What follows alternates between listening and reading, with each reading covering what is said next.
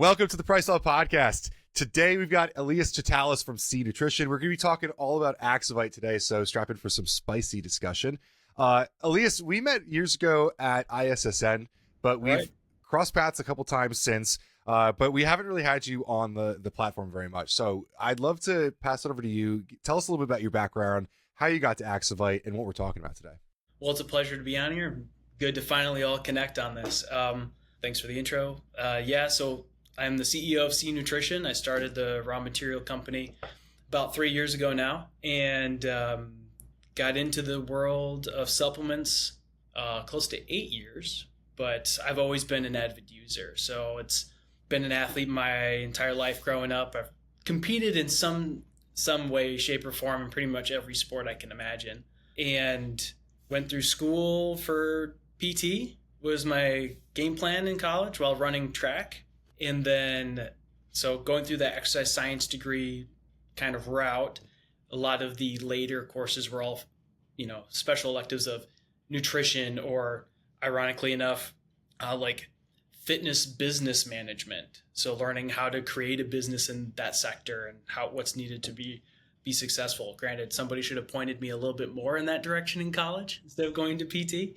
To summarize all that, I eventually got out of university, didn't go become a PT, got into strength conditioning and kind of nutrition counseling for an adult fitness group down in Columbus, Ohio.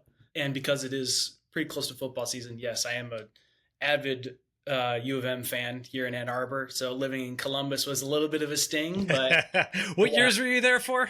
I was there from 2015 to about 2017. Gotcha. Okay. I left Columbus in 2005, so I was there from 2000 to 2005. Right. I went to Ohio State. That's kind of funny. But absolutely, I love the city of Columbus. I love the city of Ann Arbor too. So I'm down with it. You guys need to come on down sometime. Maybe we go to. But so, anyways, eventually was working down there and got re-thrown into the world of nutrition by the facility I was at. The Columbus Crew professional soccer team actually trained at my facility during the winter.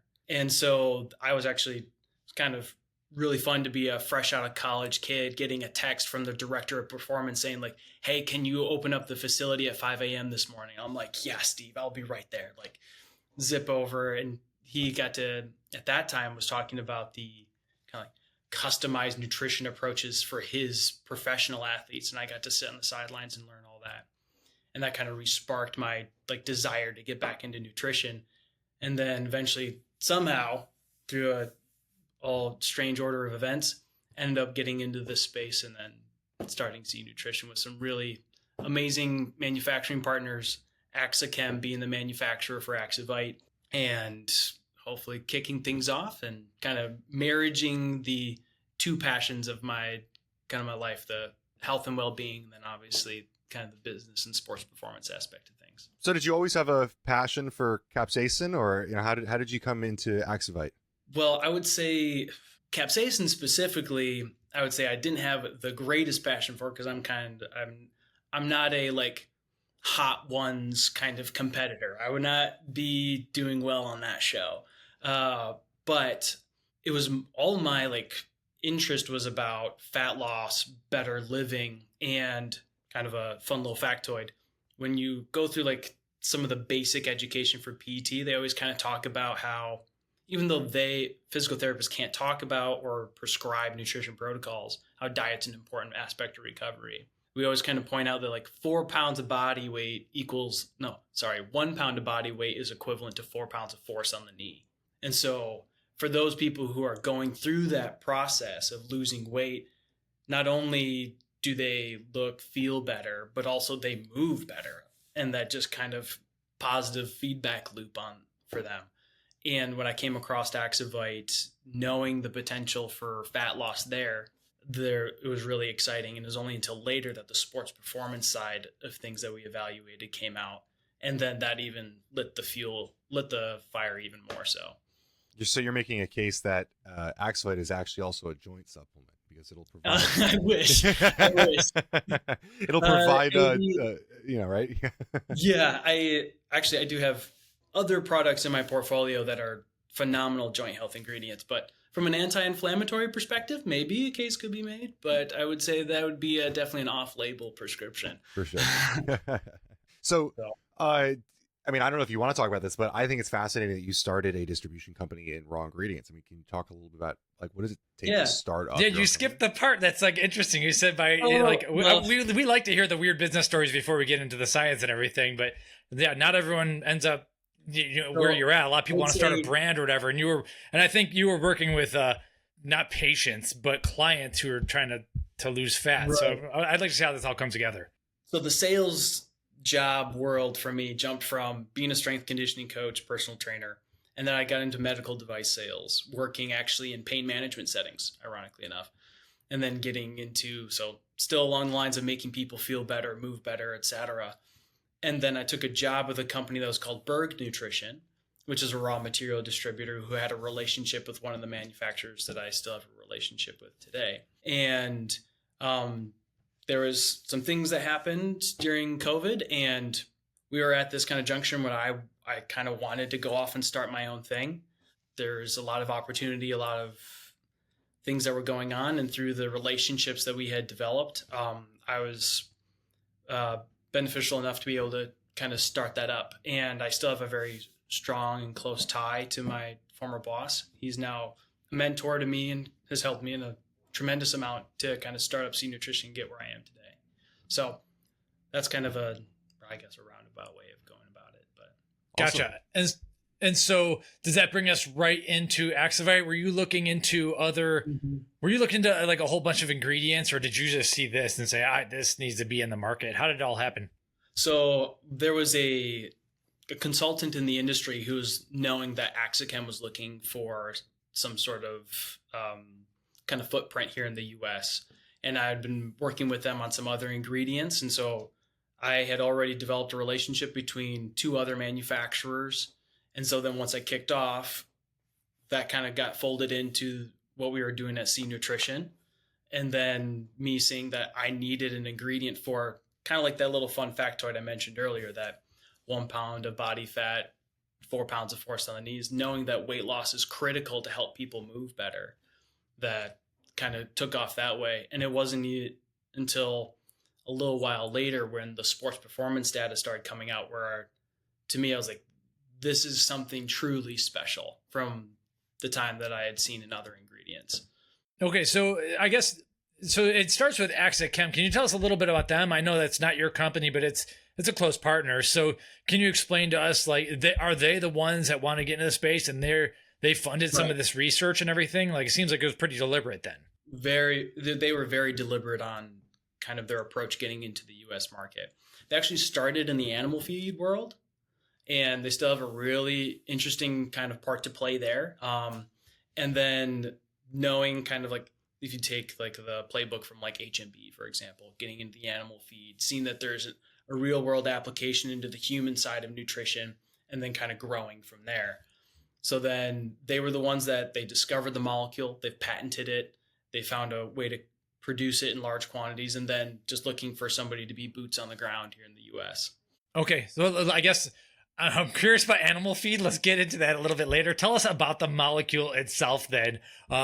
What is aXivite? So aXivite is a phenylcapsaicin, where obviously you have capsaicin, which is kind of like the star spicy molecule that you'll find in peppers. Axichem was able to bind a phenyl group onto that capsaicin molecule, which does a few kind of interesting things. One, we know for sure, is that it stabilizes the molecule, which doing a single pure capsaicin extraction can be very, very difficult. And then once you've stabilized it, then we can put it into microencapsulation to kind of reduce the pungency of that molecule. And then because of its natural structure, once it gets into the stomach and the intestines, it gets released, it bonds to the TRPV1, and then stimulates all of the benefits that we traditionally know from capsaicin. The benefit is that it's roughly around 6 to 8 times more bioavailable than what you'd find in a pepper. Okay, so does the receptor bind to it with the phenyl group still attached to it, or does it first take it out of the whole molecule binds into the TRPV1 receptor? Awesome. Okay, so it is technically different than capsaicin. This isn't just like a dicaffeine malate or whatever, the body breaks it up and then you get your caffeine. Right. This is actually the whole thing. Okay. Yep. No, it's just an analog for capsaicin, and that molecule in its entirety bonds to the TRPV1 receptor, and then it stimulates everything. And that phenyl group just helps keep the stability of the molecule intact, and then also increase the absorption.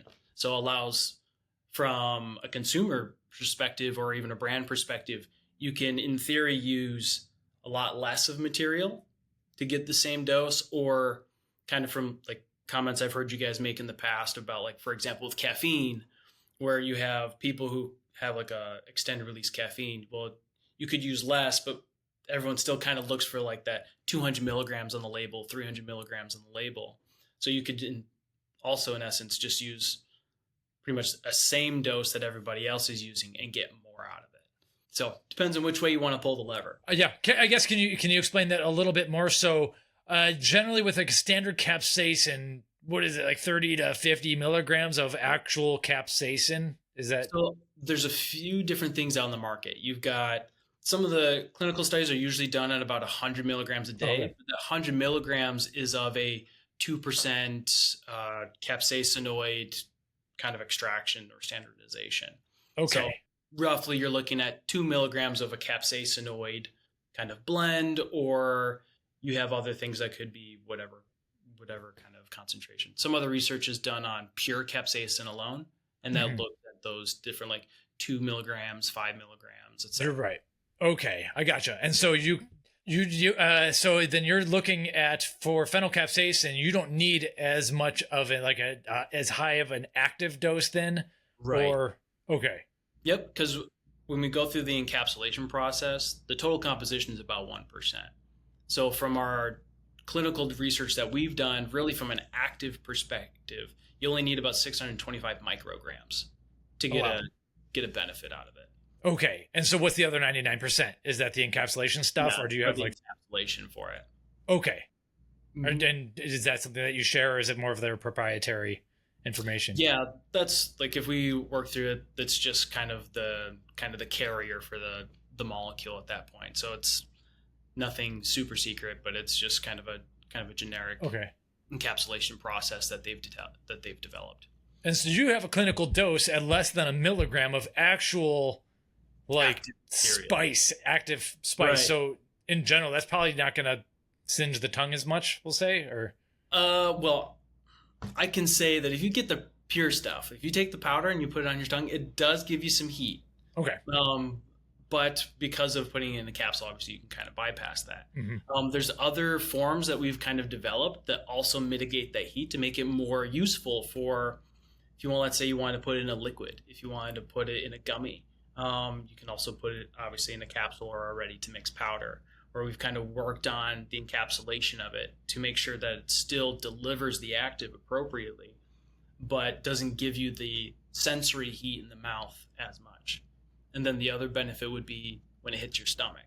A lot of people who take let's say you take a commodity cayenne extract, a lot of people get some stomach burn from that. So that turns people off to capsaicin molecules pretty quickly. But this one, we've been able to do the low dose and the encapsulation, reduce that tremendously. Gotcha. Okay, so once you break it down, you don't break it down, but you get the phenylcapsaicin out of it, and then you're talking about the TRPV1 receptors. Can you get into that at all, or is that like, do you know, like, what exactly is happening from there? We get heated up, energy expenditure, that kind of thing. Or?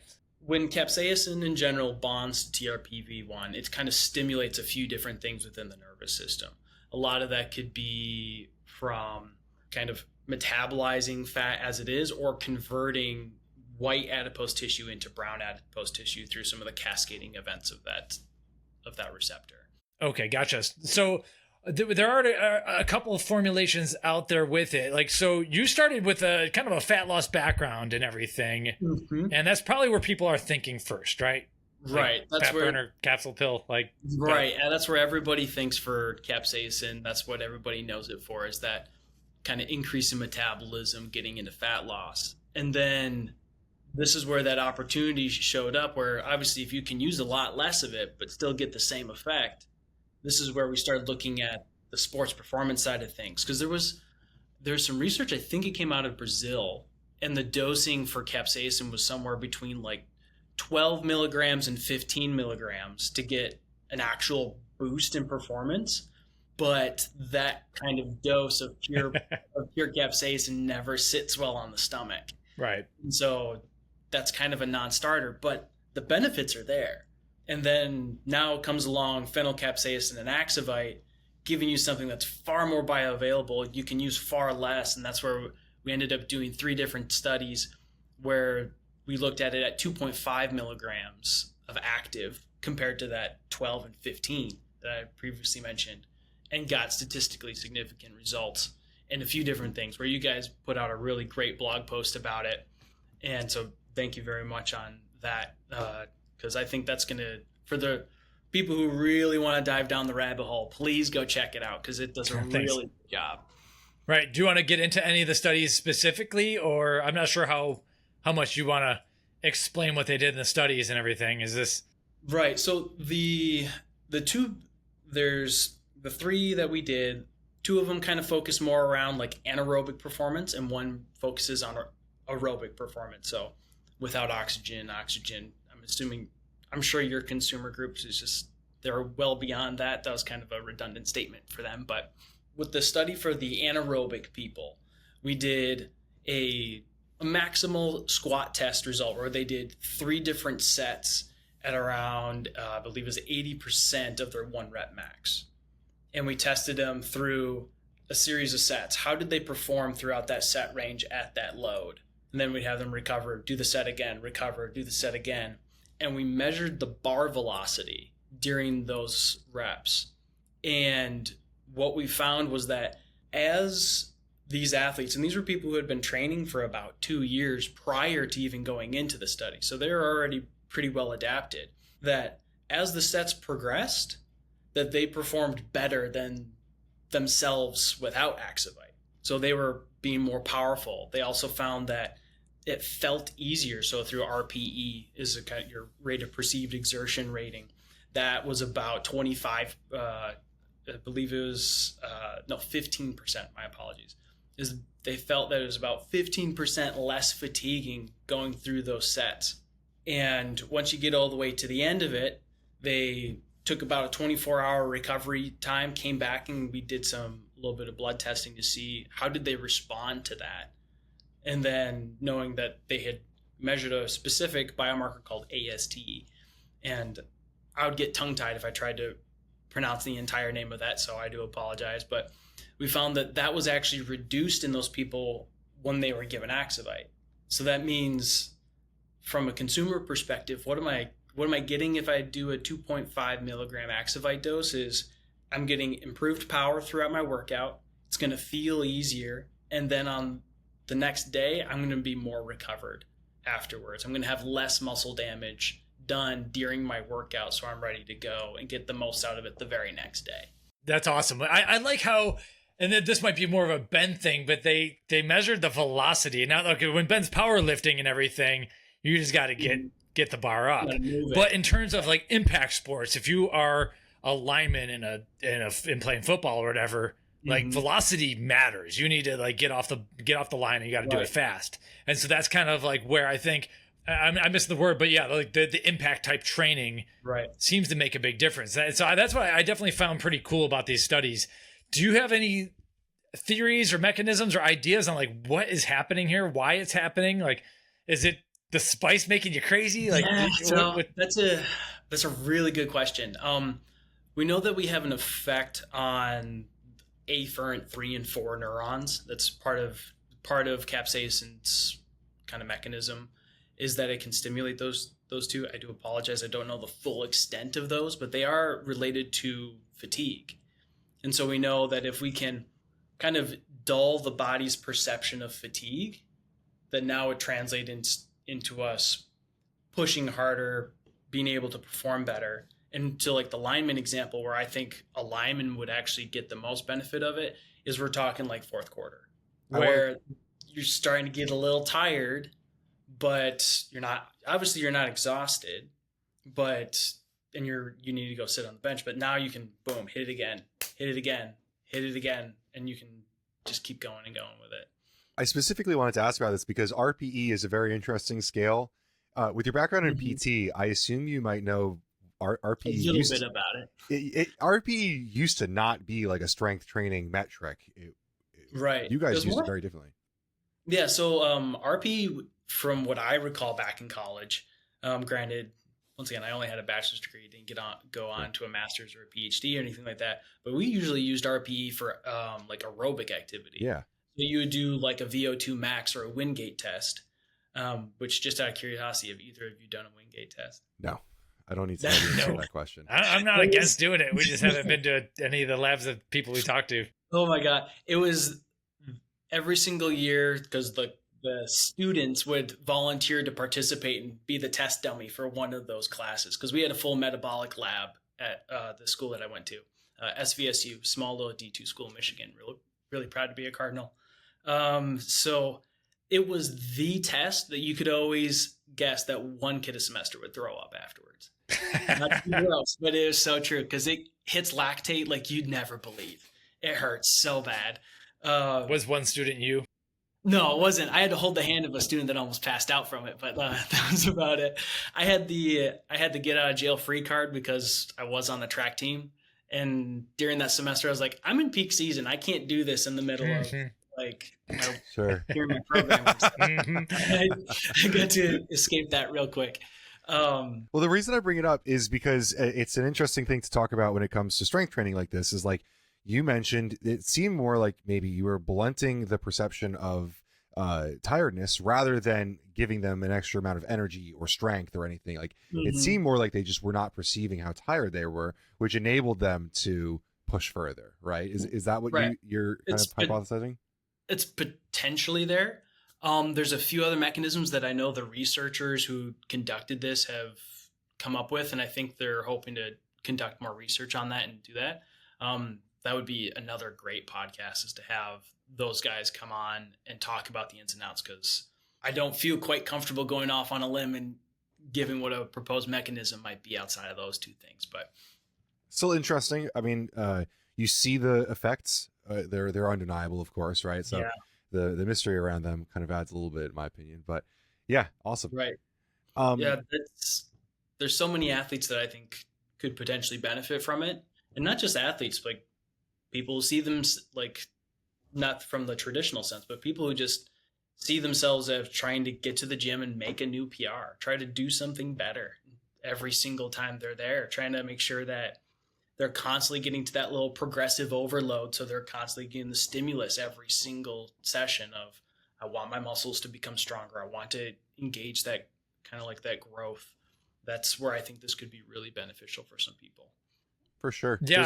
Some of the research is interesting because you're seeing like lower heart rate at greater fat oxidation.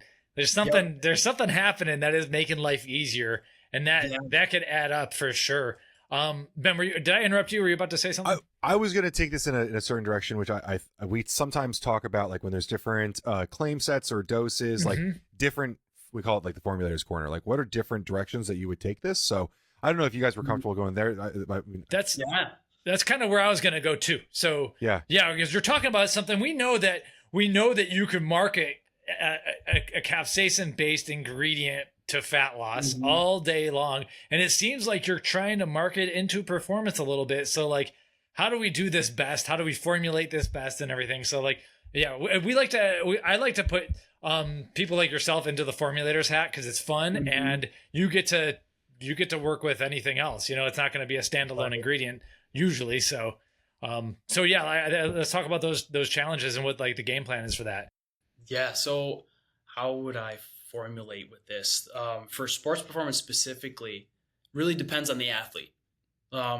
Because having that little bit of background, I am probably too specific on what I would go after, and maybe not too broad for general consumer. But I would say, like, if I'm dealing somebody that, let's say, a hockey player, and seeing like, how do I best kind of maximize that thing? One, I'm thinking for them, I would probably go for something that might help with kind of lactic acid buildup, long-term energy that we're going to be dealing with over and over again. And then something that's either going to increase your ability to deliver nutrients. So that could be, let's add some blood flow ingredients to it or something else that's going to improve some of your like power output, and then adding aXivite into it. Because then we know that we're going to help that fatigue set in. Because I'm thinking shift 1, 90 seconds, you're off, take a break. Now you're going back in shift 2, same kind of thing. I think it matches really well with that athlete. And then for like, if we pivot to something completely different and we go into an endurance athlete, for example, we looked at some of our aerobic data that we did, and we know that we had increased fat oxidation throughout that time, increasing the fat oxidation max throughout using aXivite. We even had trending data even at a lower dose. So we know that taking it in general is going to make that work easier and more efficient for them throughout it. So I would like, you can pair it with caffeine really easily. For the more of aerobic athlete, get back on that, I would say pair it with a cognitive ingredient, is because there's nothing, for example, that will take you out of a race from back when I was running. I did the 400 and 800. Nothing takes you out of a race faster than like your mind shifting. If you lose focus during either of those events, for whatever reason, you just made that race 10 times harder than it's going to need to be.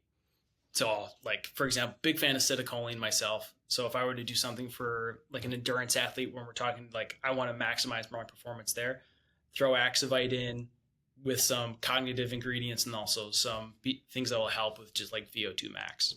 Awesome. Okay. I think a lot of people can start thinking of some of the other ingredients, usual suspects that it can go into that you can pair as well. I as a track athlete, I'm guessing you wouldn't want too much pump though, right? Like at some point your legs are going to get bulked up or whatever the word is, too much. Right. I would probably avoid it a little bit. But I've also been kind of separated from the coaching perspective. So I don't know what's the latest and greatest research that's come out of like the NASC or I follow ISSN a little bit, but a little bit different from the actual like raw performance data on different training modalities. I feel like it probably depends on the race. What was that? Sorry, Ben. I was gonna say I feel like it's a negative. It's like an inverted. Like the longer it is, the less pump you want. Like if you're sprinting, it probably won't be that big of a deal. If you look at like Olympic, like that famous cyclist picture where his quads are just like freaking massive. If you're truly sprinting, like holding a bunch of muscle mass is better than if you're running. I'm sorry, I'm not a track person. I had to look up what the 400 and 800 are.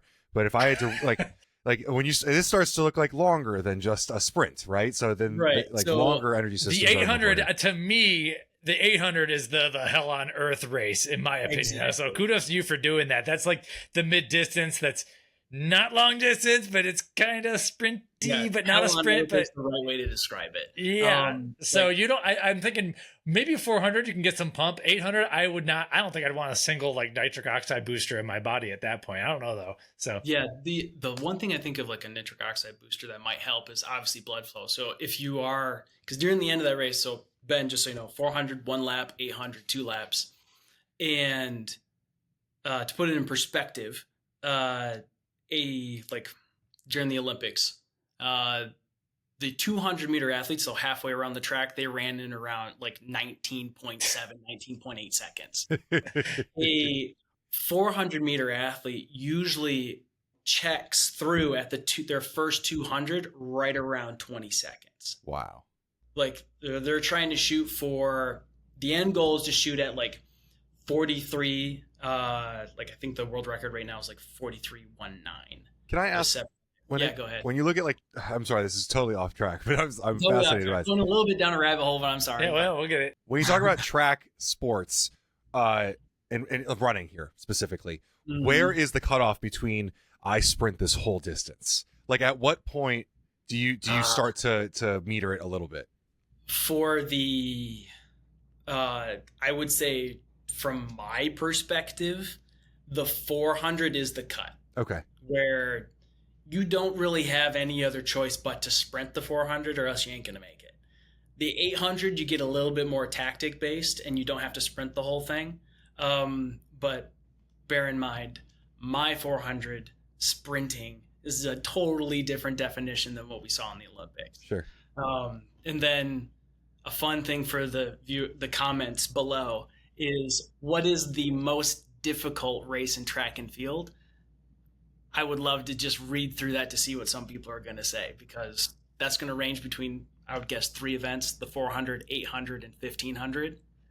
And if you're an aerobic athlete, I know, Mike, that you kind of get into a little bit of that. Some people will die on the hill of the 1500, and then the people who are more sprinting focused might die on the hill of the 400 being the hardest. So kind of ranges back. Mm-hmm. Yeah, I mean, my vote's on the 800 being the hardest. The 800. Yeah, and the swimming level, I compare that kind of to the 200 range a little bit, where it's like, yeah, if you're not going super hard, you're gonna lose, but it's pretty painful to go super hard that long. So yeah, those are fun races. So okay, so formulating, what is some of the ingredients? A lot of there's been a lot of talk about beverage stability. You did mention that you could put this in a drink, gummy, and everything. What happens in those situations? Are we going to be drinking? Are you drinking hot sauce, or is it staying beverage stable? How's that working out? Right now, we're focused more on the low dose for aXivite. We're trying to work on the delivery to get that higher dose more possible. But right now, it still has a little bit of heat. Yeah, but the right flavoring, the right kind of volume, so getting that dilution correct, it becomes very manageable at that point. In the powder space, Muscle Tech's Burn IQ powder, the sweet heat flavor, like and they have other spice ingredients in there and stuff too, but that's what I want out of they did such a great job on that product, because it not only was obviously being kind of like a pre-workout thermogenic, but outside of like what people experience from a product, like obviously you'll get like the beta alanine tingles or the caffeine kind of rush. Like having that heat sensation to me was like a really fun thing to experience from a pre-workout. And then I know that obviously there's a bunch of thermogenic pre-workouts that have spawned and kind of taken over in that, and it's a really distinct category now, in my opinion. Mm. Okay, to rewind things a little bit, one question that has to do with formulation ideas. Are we going for acute benefits, or does this need to be built up over time? So am I saving my shot of aXivite for before the race, or is it more beneficial to be training with it for the weeks oncoming? Like, what are the studies? So kind of a split approach. We don't have the longitudinal data to say like, hey, if you take aXivite at the sports dose for 8 weeks, what does it look like? We haven't done that research yet, so we don't know, even though I'm very, very curious. But we have done that just from like a general health and well-being perspective. So we know that at the low dose of things, over the course of 8 weeks, we were able to help people lose about 5% of body fat. And then obviously that improved general composition as well. So the lean mass that they lost was pretty much minimal, but they lost purely the body fat, which was a great thing to see. Unfortunately, I don't have a clear answer for you. We just haven't done the research. I would expect to see something, and I'm once again maybe a better time to have the researchers from Spain come over and have them give you their hypotheses. But unfortunately, we just don't have it quite yet. But I would use it from the sports dose. As of now, I get great feedback from people that they're saying like, hey, every time I'm doing a strength session, I want to take this product. Or if I'm taking a HIIT class, really, really loving how I feel when I'm taking aXivite. Okay, so we're big days, kind of like that's the big days for least, now. Right, but there could be longer term data. You can't speculate on that yet, but right. Okay, very cool. Okay, so for our formula here, we're thinking Cognizin, aXivite, and I don't want a ridiculous amount of pump like we said, but I'm thinking PKTP to put in here as well. So that's where I'm currently going in my formulated square. I like that one too. I am a big fan of PKTP. Cool. So I think all three of those together, you get a little bit of obviously the cognitive, that kind of delayed fatigue, power output, and then obviously you just flooding the system with ATP. It's like nothing to really be down on for that one. It's kind of cool, and I think people misunderstand this, especially from consumers' perspectives. Like they look at categories of things like this is performance, this is pump, this is focus. Like they don't think about the pathways of these things or the actual downhill benefits. You'd be empowering the body with focus and energy to go do the task, and then taking away the perception of the fatigue, like really allows you to use it even better. It's pretty cool. Yeah, that's a very simple but a very good way to kind of attack a workout in multiple different ways. Mm-hmm. If you're going big, maybe toss in some like dextrose or fast-acting carbohydrates too, if you just need a little bit of the glucose. So to piggyback off that idea, then you get one of the ingredients that helps with kind of glucose shuttling into the muscle tissue. I like that idea a lot. All right, there we go. Nice. Okay, Ben, do you have any other questions on? Or so I was gonna say I can't believe no one said anything about caffeine. Well, it's just a given in ours. Like it's just assumed at this point. Right. Like, yeah, that's the de facto. Everyone throwing some caffeine in there too, because that's what people are looking for. So, well, you also have some of the non-caffeinated kind of demand that's going on there, right? Too. So even though no offense to caffeine, like didn't leave you out on purpose, but it also is kind of some of the more trendy things that are going on, and people are looking for that. Younger demographic is looking for those low caffeine kind of. I am sort of trying to give you an alley-oop here, but I know. aXivite is beverage stable here as well. So like when talking about caffeine, there are other opportunities in how we could put it all together. So from a caffeine perspective, at Supply Side East, you told me you put it into a couple drinks that had caffeine in it. I did put it into and a I couple tasted drinks. it, and I have to believe you that it was in there because I didn't taste anything warm. Well, we did shortly put it in water afterwards, and you got to get the other experience that way. Yeah, so trying to keep things a little bit kind of neat. I don't want to shotgun blast all of the potential benefits that happen with aXivite. I know that it plays very well with caffeine. aXivite has some other properties to it that I think might be better suited for another episode or something like that. But fun. Okay, so on the back teaser for some people. What was that? I'm sorry. We'll just leave that for a little bit of a teaser for some people. Perfect. So on the back end, let's get into recovery too. So when talking about recovery, are you talking about it as we're still using it like pre-workout acutely, or are you using it in the post-workout as well? No, from at least the research we did, it was all done pre-workout consumption of aXivite. And then one of the outcomes that came from that research was that people had less muscle damage post-workout, about 24-hour follow-up afterwards. Gotcha. Okay. So that question actually came out of the potential live stream. We're still working on if this software is live or not, or if that's just someone who had the link from our invite. But thank you, Lucas, for asking that question. I'm not sure if we really are live or not right now, and where it would even be if it's hooked up to our YouTube channel. So maybe we could edit this part out. That would be great. If that's Lucas, if it's Lucas Altapost, he's could be name dropping pretty hard, but Lucas Altapost is the chief commercial officer at Axichem. So if he's staying up this late to watch the episode, how's it going? Excellent. Okay. Thanks. Over in Norway. Well, and in that case, I do want to get back. I know this is off the map, and we can get back to AXivite.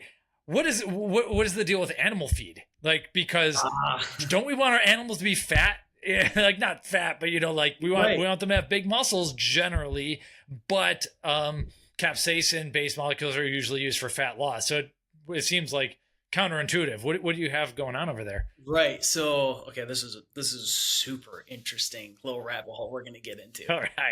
But do you happen to little quiz for you guys? Do you know of which animals don't have heat receptors in their mouth? Not at all. I can guess. I have an idea. Yeah. Okay. So I probably cut you off, Ben. Well, we've talked about birds a little bit. We had some interesting conversations about the possibilities of opportunities for birds to get different benefits from Axichem previously. So I don't know. Yeah, take it away. That's where it came from. Was so one thing that we've kind of seen in the animal feed is we were looking at aXivite. Well, Axichem, I can't say me, but Axichem was looking at this from an animal feed perspective, because what we found is that aXivite has a very distinct role to play in gut health when it comes to modulating the biome. In particular, we found it has the ability to kind of eliminate pathogenic bacteria. So where the current use case is, you can give it to chickens in a very small ppm dosing, and you can kind of protect the animal in a way from salmonella. And so it's not an antibacterial. It doesn't kill the bacteria, but it inhibits a very unique mechanism within pathogenic bacteria called quorum sensing, which is kind of like the biofilm development that bacteria can produce. They use that biofilm to communicate with each other. I've always kind of paralleled it to like that bad apple at a party. You can have a great time if one bad apple's there, and all of a sudden they start signaling to their friends to start coming joining this party, things go astray real quick. But if you interrupt that ability to communicate and they don't know, then they don't populate. So then eventually they get passed through the system and you are left with a very healthy bird. And so this has been tested on millions of birds by this time, I would assume. And they found that you can just protect the flock. You reduce salmonella outbreaks and potential infection within birds. And that's part of the unique kind of gut health story that can also be translated into humans. Okay, so it's added to the feed, but it's not like used as a preservative, or it's not protecting the feed. It is literally doing its work within the gut. Yeah, within the gut. So it's not a preservative to the feed by any means. It's if salmonella is present and the bird ingests it, then the bird doesn't get an outbreak within its intestines and it doesn't cause any kind of negative effect at that point. And that's the same exact molecule, phenylcapsaicin. Yep, same exact thing. Added to commercial feeds and everything. So this is that's interesting. So for birds, right? Like, I'm sorry, I'm about to ask a regulatory question. Like, are animals like allowed to have drug claims on supplements? Like, this is because it sounds like a drug benefit, right? Like to prevent like these infections. Right? I don't know the exact. That's fascinating to me. But yeah, so that's what the use case is for animal feed. But there are studies. If you start digging into phenylcapsaicin on PubMed, you're gonna find animal feed. So maybe you could have claims if you have double-blinded placebo-controlled studies. I'll leave it to the experts at Axichem to dive into that one. Yeah, that was just interesting because we probably couldn't make that claim for humans. So it's interesting to me. Like, so one thing we've evaluated, at least in the gut health side of things. I know we're getting away from the sweet beloved topic of sports performance for your viewers, but I was going to go there next. Gut is relevant. Gut is in play. Yeah. You take gut. Yeah, for sure. Okay, well, we'll go there then. So the same mechanism that works there also works within humans. So if you have a host of bad bacteria, you can kind of interrupt that communication, and then they will then get passed through the system.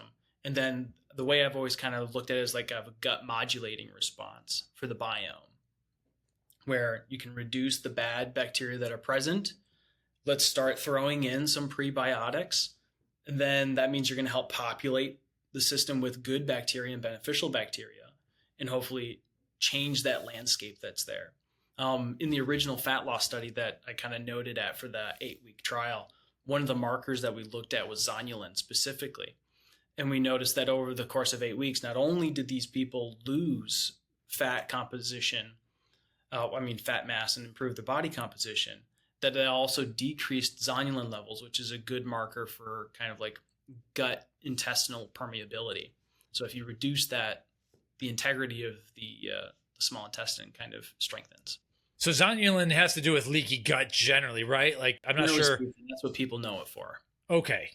Mm-hmm. Very cool. So would you consider this playing offense or defense? We're formulating a gut supplement. So I would say it's probably more of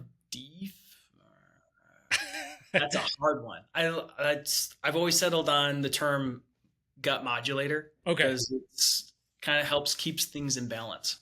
But okay, so if you're formulating, this is disrupting the bad guys, but we still want to put in the good guys. Probiotic. Is it going to interfere with any probiotics, or have you seen that with any of the feed studies?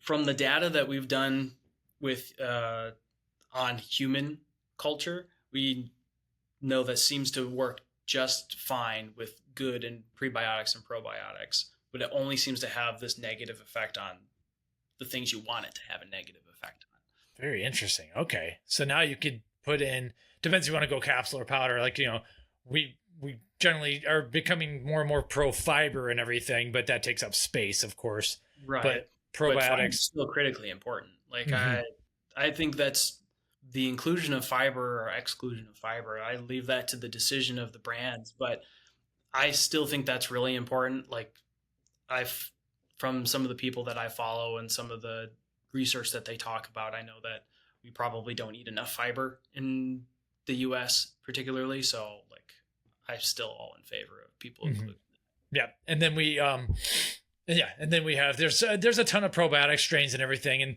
that's honestly something I was talking to Ben about that we probably need to get more into.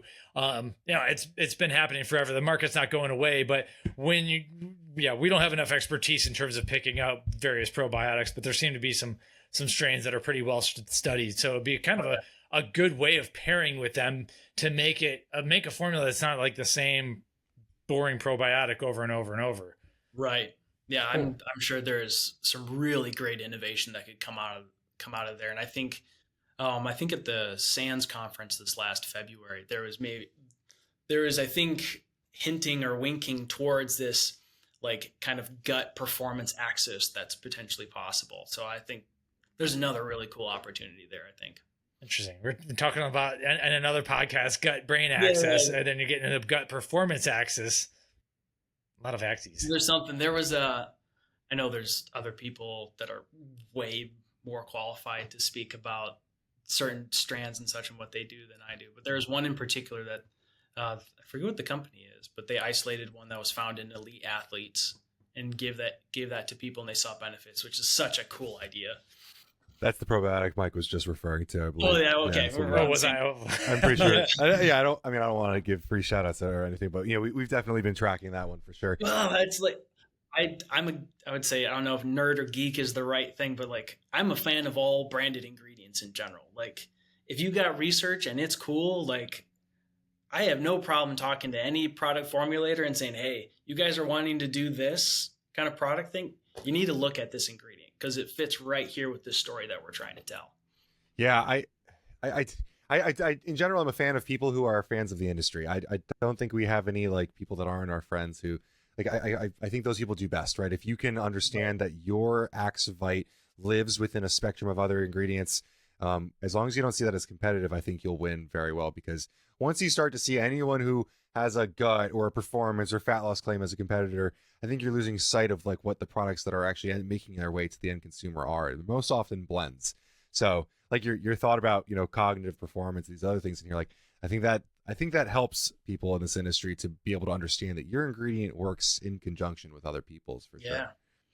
We're here to make really cool products that help people in general. Yeah. Like that's the main mission here, right? So yeah, we could flash back to our podcast with Joey Savage where he wants to isolate bacteria from vultures so that you could eat literally everything, but I don't think we're gonna go that far. That's I don't know about that. That's not the goal, but at the same time, yeah, there's a lot of cool stuff that's coming out, and but like yours is what I'm hearing with the bird feed thing plays like it's a completely different role that no one's talking about, and so that's where you start seeing like additive effects on top of things, and it's not really competitive then. And I guess the challenge is getting the word out that this thing is not just a fat burner, and right, it's not just a fat burner. It's that gut metabolic axis kind of pinning of an ingredient. It also has, crank up the dosage, and all of a sudden now you have a sports performance benefit out of it. So there's a lot of flexibility. We try not to lose people, and if everything's a Swiss Army knife, then what does it do? Like we try not to lose people. We try to keep it very focused in our conversation of what the benefits are. But with greater education on nutrition in general, people learn all of the different variations of what it can be used for. Mm-hmm. Awesome. So when we talked a while back, I'm personally out of questions in terms of aXivite itself, but I think you might have some different philosophies on weight loss and fat loss in general. Like, are you willing to get into any of your personal beliefs at all? Yeah, I'm fine getting into that. In general, I kind of always fall back into the position that whatever route you take for fat loss or weight loss that keeps it off is the one that's best. I don't really fall into the paradigm of, oh, this diet fad or this protocol is the best and absolute like truth that you have to follow. It's kind of whatever works. But I usually take more of like a behavioral kind of change angle for that kind of stuff, where like you have to sacrifice something. And a lot of people aren't willing to do that. And that's a really hard conversation to have with a client. I used to do like the diet journals. We didn't track calories or nothing. It was just, what did you eat? Write it out. And then at the end of the week, what does that look like? Like, did you actually eat what you think you ate? Which we all know the reliability on self surveys for any kind of like research that's done. Usually they're very unreliable, but same kind of thing. Ultimately, I still sit on, if there's one position that I still hold, is calorie deficit wins. Like if you can sit in a calorie deficit, physics still is undefeated. Like it's gonna happen, but there are obviously some things that we need to take into account for what does your lifestyle look like? What does your ability look like? Maybe there are some things that are going off that are a little bit outside the normal for like hormone levels, etc. But mostly, if you implement a strategy and it's not working, obviously one of the variables is wrong, because the output should always be the same, assuming physics doesn't break. So I think an issue. I think an issue, and I take a lot of inspiration from like conversations that I had with Mike earlier, before, like when Mike was more into keto, because I was always like a calories guy. Mike would always caution me that like at a certain point you can't just keep pulling calories, like, right. And I never saw that as much of an issue, because I think that at the point where you couldn't pull any more calories, you'd most likely be lean enough. But I think that like where my mind has gone with that now, though, is that like I don't think that a lot of consumers can get themselves to that point. And I think that a lot of consumers also have a hard time understanding, okay, we've lost fat, we should probably establish a more maintenance diet now. And I think that a lot of people, like you said, like holding it off is obviously the hard part. The adherence to the diet is the hard part. And I think that, of course, calories in, calories out is a factor to understand, but teaching people good methods of eating good foods that make it harder to get into a surplus, I think is more important long term. Because if you just teach people how to restrict calories, portions and all that, like they can't restrict for the rest of their lives. At some point, they have to find out how to eat dense meals, like nutrient dense meals that aren't super calorie dense, or they have to realize that they need to move more so that they can eat more. Because I have I also have like a hot take that I think most people are just way too sedentary. That's the Lord's truth, I'd say. I am religious, but not terribly religious, but that's the Lord's truth. We're just not a very active civilization. I don't have a problem with philosophy, but I don't have a problem with people eating lots of good food, fruit and honey and good carb sources, in addition to obviously like animal proteins, but like people are not moving enough to like warrant feeding themselves like that. And I know that like people get weird about like, oh, you're not a dog, don't reward yourself or whatever, but like do something worth fueling, you gotta earn it for sure. I've obviously changed a lot of my ways, but like there are so many ways of like you could do any diet really poorly too. And like for me, like the first thing to remove, I think, are liquid calories. And it also seems like one of the things that people refuse to do. And it's like you're already setting yourself up for disaster. Like that, the Frappuccino or whatever it is like it's murdering you, man. I don't know what to say. And so it seems like some people just aren't willing to do certain things. And I don't believe that you have to like work out vigorously to sustain fat loss. But at the same time, because we've been telling people to eat less, move more for decades, and it really isn't working in a way. But as people who like to eat, I'm thinking like the three of us probably do like to eat. It sure is a nice cheat code and everything. If like We get out there in some sunshine and some physical activity. You can obviously eat a lot more to your heart's content, and it makes life more fun. I don't know if it's a necessary component. There's a lot of things that aren't fully necessary that are just beneficial in general. But I don't know. To me, like the first thing, I'm just like, dude, stop drinking your calories. Like to me, that's a killer. Yeah, you could do like a simple trick that I would do for some of my clients that were drinking all their calories is like, okay, if you're going to drink anything, that's fine. Only drink the pot, only drink out of an aluminum can, and keep every tab. Interesting. And then at the end of the day, or at the end of the week, or the end of the month, count your tabs. And then, because that is a hard number to come across. When you count the tabs, multiply by the calories that are in there, and we know 3,500 calories is 1 pound. This is the weight that you guys are drinking. I absolutely love that. Like, is that something that's been around or anything? I've never heard I don't that know, trick.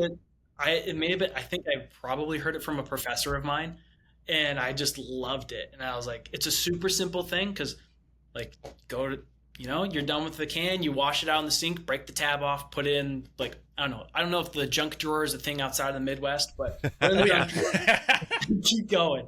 Like, and then just don't think about it. Like, it's a quick, easy thing, takes 5 seconds, and then boom, you look back at it and you're like, ooh, yikes. Yeah, not only that, but like the process of ripping the tab off after you've completed this drink, and you got to put like the wall of shame or whatever, you got to put it into your drawer of shame almost.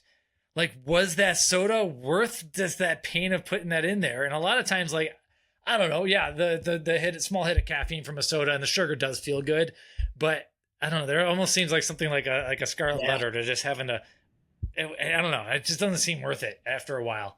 Yeah, I love the that mountain of tabs that start building up. Granted, it's like, I don't know if there's anything to this. I don't think there really is. Like, you have, like, usually any soda that I drink is usually 0 sugar anyways.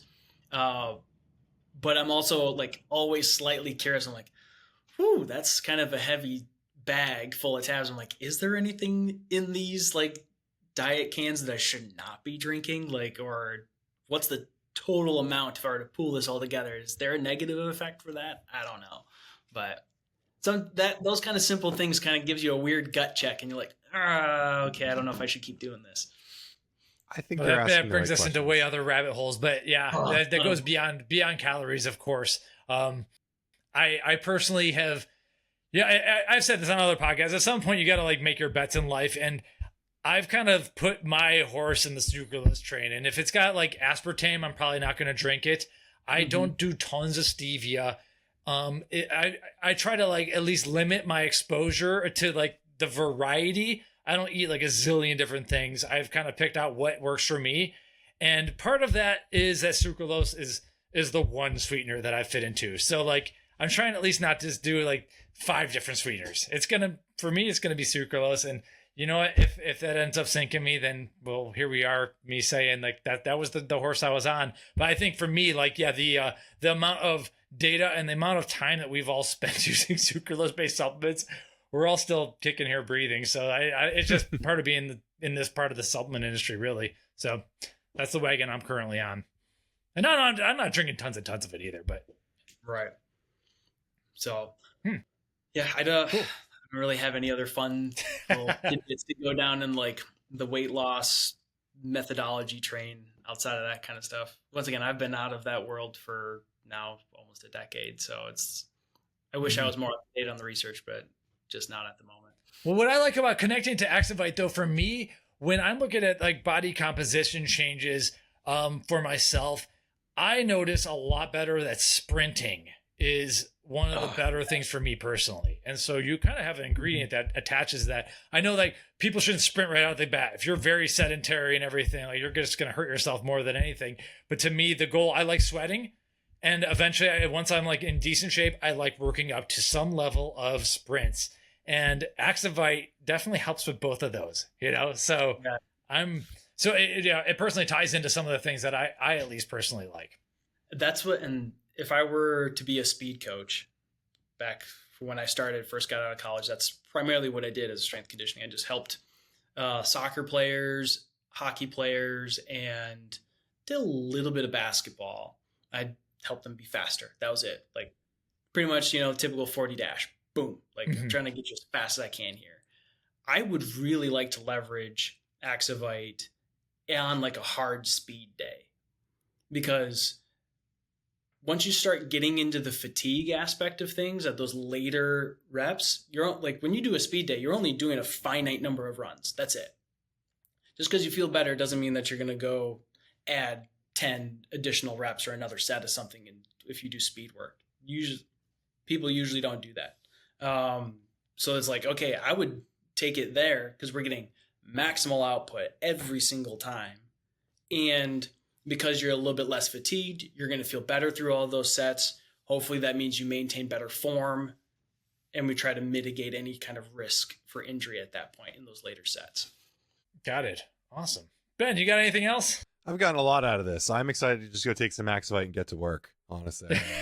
Well, if you run out, let me know. I'll send it your way. Yeah, I got to start doing my sprints. So I think I'm going to start taking my aXivite. That's right. All right. Well, yes, thank you so much for joining us and everything. I enjoyed this conversation. Like we got the science stuff, we got bird feed, we got some diet stuff. Like we don't always do that here. And I personally think that when we have time to get into some personal philosophies, I don't know. I think it helps. It helps the conversation. It's more fun, and it gives us something to BS about at Supply Side West when we see you next. So definitely. And you will be there, right? Are you going to have a booth and everything? I'll have a booth. Very 6965 is the booth that we have at the show, and we'll be more than glad to have you guys stop by. Hopefully we'll have some fun prototypes to kind of demo there. And also anytime we want to go down a rabbit hole on anything, obviously offline, I am down to talk about it and see where it takes us. For sure. How do we follow you? How do we follow C Nutrition?